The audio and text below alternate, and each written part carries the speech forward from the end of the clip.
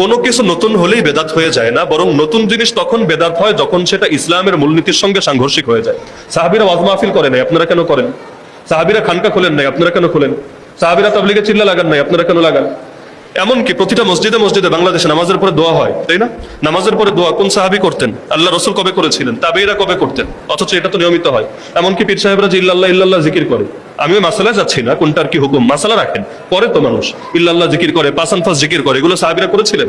তো আপনি করলে বেদাত হবে না, কিন্তু আরেকজন আল্লাহ রাসূলের জন্ম উপলক্ষে আলোচনা সভার আয়োজন করলেও বেদাত হবে। জিনিসটা আসলে হাস্যকর। মনে রাখতে হবে, ঈদ ও মিলাদুন নবী পালন করার জিনিস না, কিন্তু আল্লাহ রাসূলের জন্মের মাসে তাকে নিয়ে আলোচনা করা, তাকে নিয়ে নাটের অনুষ্ঠান করা, তাকে নিয়ে সিরাত পাঠের ব্যবস্থা করা, এগুলো নিষিদ্ধ না। তো সীমার ভেতরে থেকে ইসলামের মূলনীতির সঙ্গে সাংঘর্ষিকতা না ঘটিয়ে কেউ যদি আল্লাহ রসুলের জন্মের মাসে, হিজরতের মাসে, ওফাতের মাসে তাকে স্মরণ করার কোনো ব্যবস্থা করে, এতে নিষেধাজ্ঞার কারণ নেই। সাহাবীরা আলাদা করে রবিউল আউয়াল এজন্য করতেন না, কারণ তারা সারা বছরই করতেন।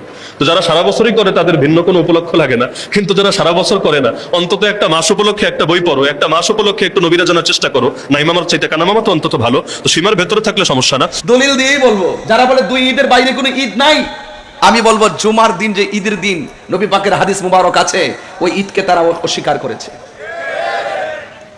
আরাফার দিবসকে ঈদ বলা হয়েছে, সেই দিনটাকে অস্বীকার করেছে।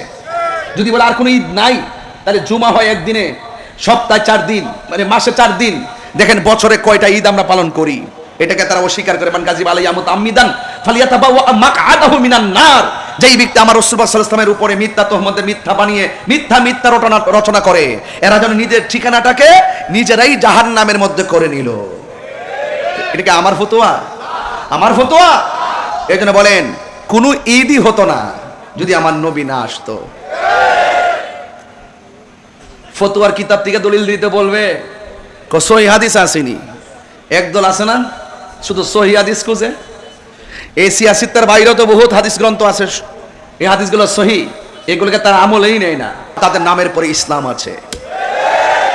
আমরা যদি ইসলাম নিয়ে চর্চা করি, ইসলাম নিয়ে কথা বলি, সারা দেশ বিচরণ করি, কার কতটুকু পজিশন আছে আমরা বুঝি, কিন্তু তারা তো লুঙ্গি নিচে থেকে চা বিস্কুট খায়, এজন্য অনেকে বুঝে না, আমরা বুঝি। এই জন্য আমি হুঙ্কার দিতে বলছি, আমাদের সাথে আদর্শের, তাদের সাথে আমাদের আকীদার দ্বন্দ্ব। আসুন বসুন, কি বলেন আপনারা? এগুলো নামের শেষ থেকে ইসলাম শব্দটা বাদ দিয়া দিলে খুব মানাবে আপনাদেরকে, খুব মানাবে। বহুত পর্দার কথা ওয়াজ করো তোমরা, এখন থেকে মুসাফা করো। এই যে পবিত্র ঈদে মিলাদুন নবী সাল্লাল্লাহু আলাইহি ওয়াসাল্লামের মাসটা যখন আসে, তখন তাদের অ্যালার্জি শুরু হয়ে যায়। কি শুরু হয়ে যায়? অ্যালার্জি। আমরা খাই বিরিয়ানি, তাদের হয় চুলকানি। তো জ্বলতে থাকো, আমরাও খাইতে থাকি, ঠিক না বেঠিক? তাহলে আজকে এই মাহফিলে আমার যে বিষয় দিয়েছেন, এই বিষয়ে তো সবাই আলোচনা করে, এরপরে কি আলোচনার কোনো শেষ আছে? যত শুনি ততই মজা লাগে, লাগে কি লাগে না? আরে আশেকরা তো নবীর শান শুনলে খাবার ভুলে যায়, আশেকরা নবীর শান শুনতে ঘুম ভুলে গেছে, সব কাজ পিছনে ফেলে আজ মাহফিলে উপস্থিত। কাতাল সাপাড়া ফুটন্ত ফুলের এই মানুষগুলাকে আমি ধন্যবাদ জানাই, যারা খুব সুন্দর করে আজকের আয়োজনটি করেছেন। বলুন, আমরা নবী পাককে পেয়ে খুশি না বেজার? এই খুশি হওয়ার সিদ্ধান্ত, এটা কি দুনিয়ার কাহারও নাকি আল্লাহর? ওনারা তো আল্লাহর কথা মানে না, ওনারা দলিল চায়। এটা আবার কোন ঈদ? এটা কোন ঈদ বুঝো না?